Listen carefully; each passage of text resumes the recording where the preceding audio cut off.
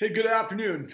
It's Patrick Lovell coming at you February 18th, 2022 at approximately 2 p.m. And I'm going to try to deliver some truth bombs here for your afternoon to get you fired up with the world that you actually live in, as opposed to all the bullshit that keeps flying by your head and keeping you distracted. So where do I start? Let's start with mainstream media and the circus that involves Russell, or I should say Joe Rogan. Last night on the front page of the New York Times, they put together a fact check on this 3-hour interview that Joe Rogan did with this guy, Robert Malone, about all the misinformation that curtailed itself from the, whatever the platform was to talk about COVID and the vaccines and ivermectin and all that stuff that those guys seem to be hyper interested in. Well, okay, maybe that is the truth, right? But the way I started interpreting it is that, I never thought of Joe Rogan as a journalist or the Joe Rogan podcast as a journalistic platform like I do the New York Times. I thought of Joe Rogan because I watched him for many years. He's like sometimes one of the cool guys out there that I love listening to. Sometimes I think some of his guests are jackasses. I don't agree with everything he does, but you know what? I can hit off anytime that I want to. But at the same time, what he has been the lightning storm of is, of course, supposedly this information, because maybe many hundreds of thousands of people are dying as a result of this information. Okay, well, let's look at, he who has lives in glass houses shouldn't be throwing stones. Why? Because the New York Times in New York City has still, to this day, not delivered for us how the hell Saudi Arabia wasn't framed in a way that we all understood post 9/11. How is it that they're still walking around as a country when the Twin Towers fell and 4,000 people evaporated and we had, I don't know how many freaking millions of people die throughout the world, and we still don't know from, who from Saudi Arabia was in on it? Or our administration for that matter. Okay, so that's just the beginning.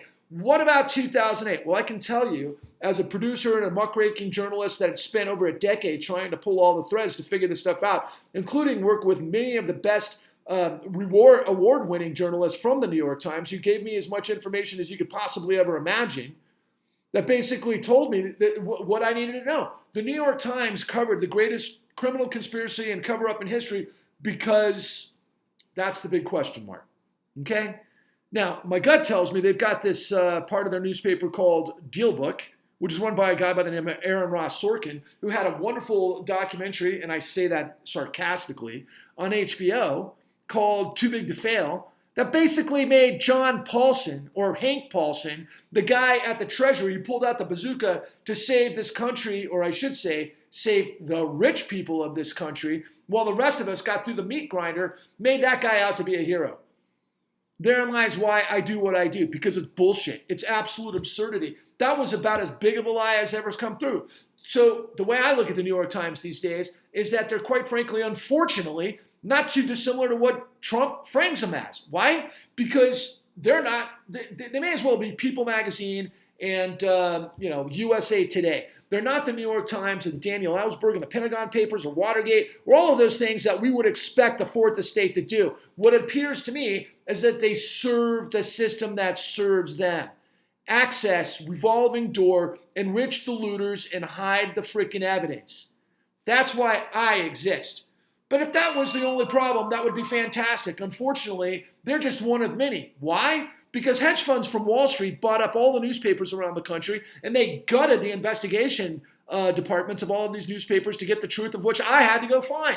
Me and my team. What did we have to go find? Again, the world's largest criminal conspiracy and cover-up in history that never ended. That literally took out tens of millions of us around the world and hid it based on an illegal system of documentation fabrication at all levels. On the front end of everything that constituted the liar's loans that went through the system that ended up basically blowing up the world, that at that time period in 2009, the Federal Reserve pulls out the bazooka thanks to what was going on with Bryn Bernanke and John Paulson, and ultimately they funneled $29 trillion to the bad actors that actually blew us all up, and they got to walk, even though it was RICO. Racketeering, influence, corrupt organization that I put together. And why am I screaming? Because I'm justifiably furious. Meanwhile, I've been trying to get Joe Rogan and Russell Brand's attention, because Russell Brand, Mr. Comedian, who is one of the most lovely, thoughtful, genius, articulate wizards in the history of the world who keeps claiming that he wants to build some sort of like movement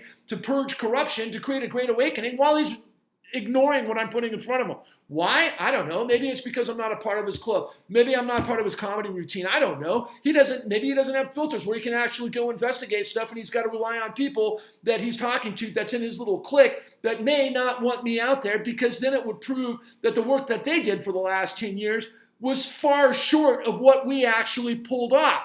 I think that actually has something to do with it, but I don't know. It's anecdotal. But let's talk about Joe Rogan for a second. So is Joe Rogan innocent of everything that's going on? I'm not exactly sure. Do I think he's racist? Absolutely not. I think that this whole N-word mashup and everything else that led to 70 episodes that got booted or deleted from Spotify was very suspect and very peculiar. But at the same time, like I said at the open, I never consider Joe Rogan a journalistic platform, or him a journalist. I don't think he has a team, even though I just found out from the New York Times last night also that the guy actually got paid $200 million from Spotify as opposed to $100 million. And he could have, create a news department that got this right, amazing, right? But of course, maybe he just went in his pocket. But here's something that was very curious, right? So last night, this fact checking on the New York Times, Joe Rogan, based on the ivermectin, battle with CNN and everything that took place, he has this guy named Robert Malone talk about certain things that the New York Times fact checked that said were utterly absurd and ridiculous, and they had a very compelling, as you might expect, really blow up of what made, I think Joe Rogan look like a complete schmuck that is providing disinformation. But I did get a couple of phone calls this morning from friends of mine that are much more into the whole COVID and vaccine scenario and Wuhan and everything else than I'll ever be, because I'm so hyper-focused on the financialization and the corruption of this country and how it actually works. But what they were trying to tell me is that, look, man, this guy Malone actually knows a lot more than you think he does. And so that led me to, well, it didn't lead me, but somebody put on my radar this interview with this guy that was a former executive of BlackRock, who actually is about my age, who was interviewed by this woman in Australia. And this guy starts revealing a lot of the stuff that I'm revealing to you. He starts, with his front row seat to the dot-com bubble that took place while he was working with BlackRock and everything internally that led to the fraud that he actually observed, and then ultimately what happened in the great financial crisis. And I guess as a result of all that madness, he decided to go independent, and he's revealing all of this stuff because it's a buildup to what he says is coming next. He says this is the mother of all bubbles, that we've got like an intersection of three different scenarios that are unfolding that are going to make whatever happened in 2008 look like child's play, which if that happens, the whole world's going to be over. But besides the fact, it seemed to align with everything that I actually understand about the specificity of how these operators operate, because he was talking about the Federal Reserve policy above all else. He was saying that the fraud that took place within all of these investment banks and with all the too big to fail institutions that we show in the con at www.thecon.tv has now manifested to actually what's taking place at the Federal Reserve, of which, of course, I've been telling you guys for the last week, for those of you who have been paying attention, that there's insider trading happening at the Federal Reserve involving none other than the chair of the Federal Reserve by the name of Jerome Powell. And Jerome Powell, incidentally, has his money managed by BlackRock.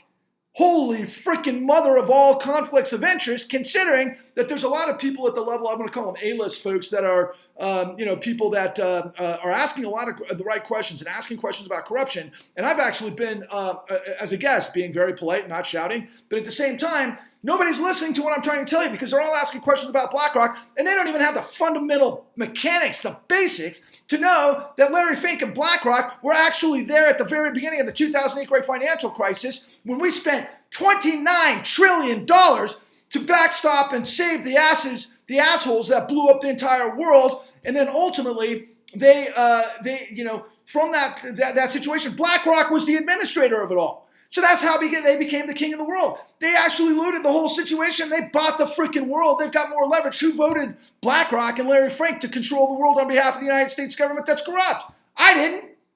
In fact, Larry Fink and his other buddy Schwartzman, when they came up out of First Boston, between BlackRock and Blackstone, their whole shtick was mortgage-backed securities. And even before that, apparently Larry Fink was the guy, and I just learned this about 4 months ago, was put in charge of cleaning up what happened after the S&L crisis and the Resolution Trust. This guy's Mr. Fix-It.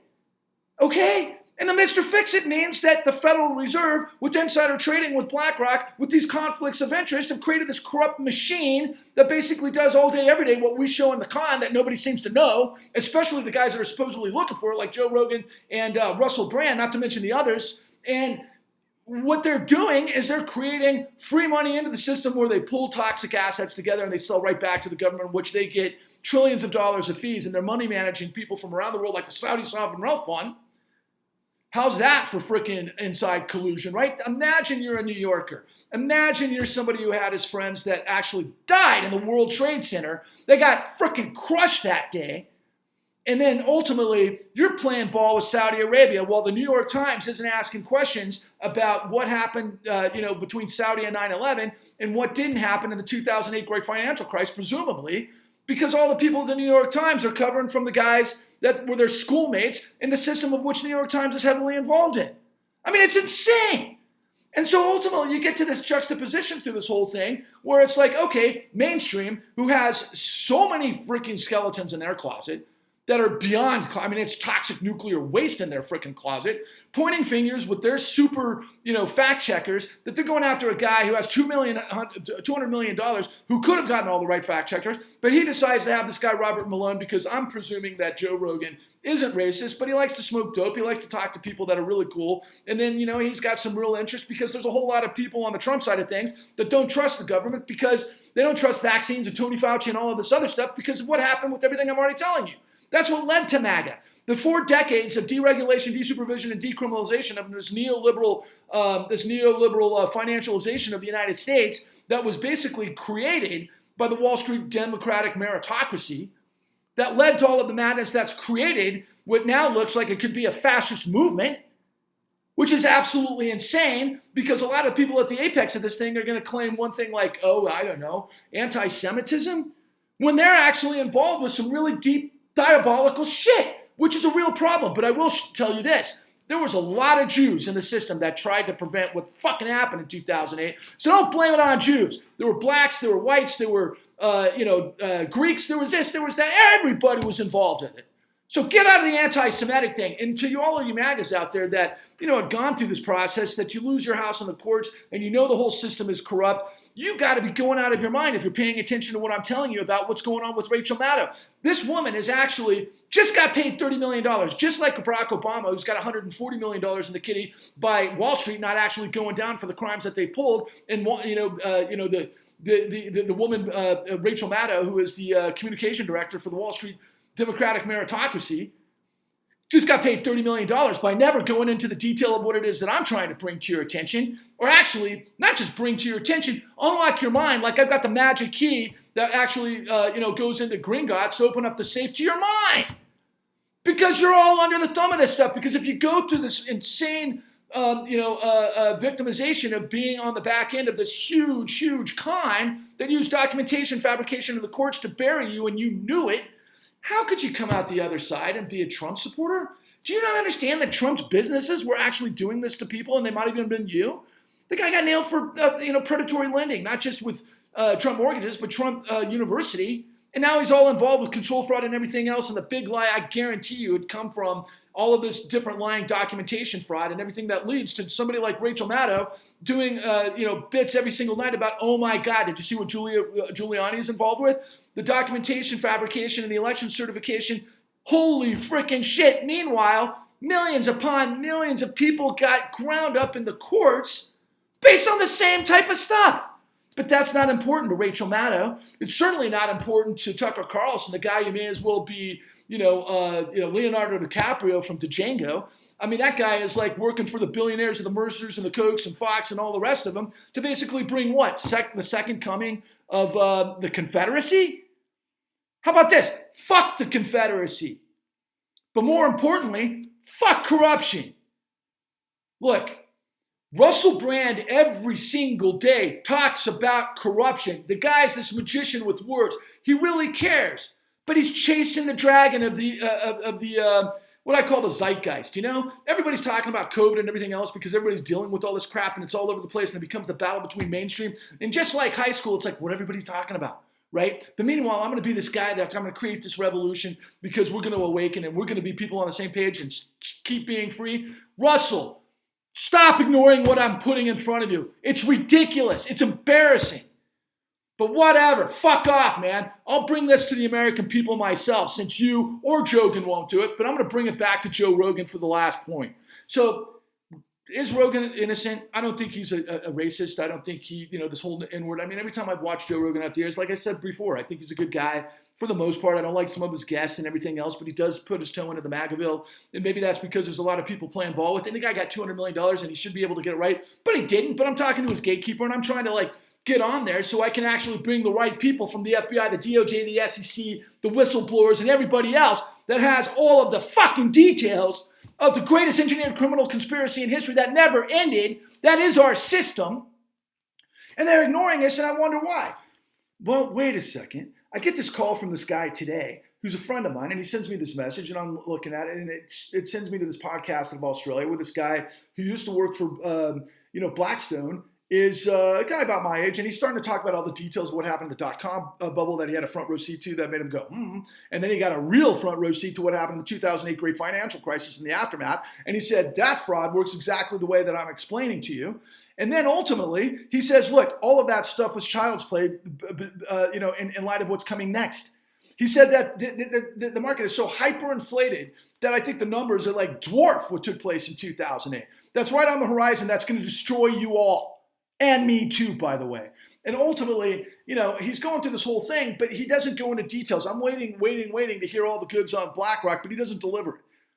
I don't know why he doesn't deliver it, but the bottom line is he starts to shift the conversation. He starts to go into this whole thing about how he's got evidence that Pfizer was actually utilizing fraud in the clinical trials based on this whole COVID thing, which I guess is going to be spread around like wildfire, which I think constitutes what happened in the conversation with Joe Rogan and this guy, Robert Malone, because ultimately this guy says he learned all this stuff from Robert Malone. So it occurred to me, wait a second. Is it possible that Joe Rogan actually went this direction to short Pfizer? Now that would be something. Who knows? Everybody is talking past each other. Everybody can't listen. Nobody knows what the story is. And I'm just urging the tens of millions of you who got fucked by the 2008 great financial crisis, please go to www.thecon.tv. Open your frickin' brain to the world you actually live in. And if we could all come together, my hope is that we create the great resurrection to save life, liberty, and justice for all and the integrity of law and put the bad guys behind bars where they belong. And if you actually grew up like I did, watching Batman and Superman and everybody else, you got to be on this side of things. I keep thinking to myself when I went to go see the Star Wars movies back in the day, is it possible that 3/4 of this audience were actually rooting for Darth Vader? That is the only way you can explain the reality that we live in. It's fucked. Let's get busy.